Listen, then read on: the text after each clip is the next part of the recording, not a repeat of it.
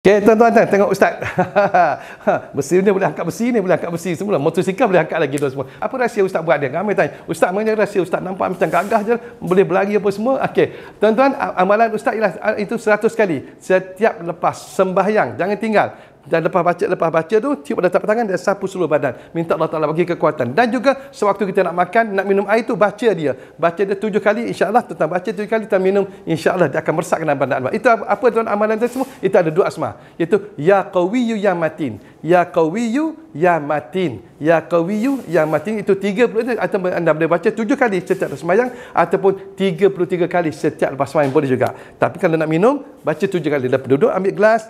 Sebelum kita atau sebelum makan ataupun selepas makan, ambil gelas, baca Ya Qawiyyu Ya Matin, Ya Qawiyyu Ya Matin sebanyak 7 kali, tiup pada air dan terus minum. InsyaAllah air tersebut akan bertindak dalam badan anda dan menyebabkan anda rasa gagah tuan semua. Nak bertumbuk boleh tuan semua. InsyaAllah itu saja tuan semua daripada Ustaz. Assalamualaikum warahmatullahi wabarakatuh.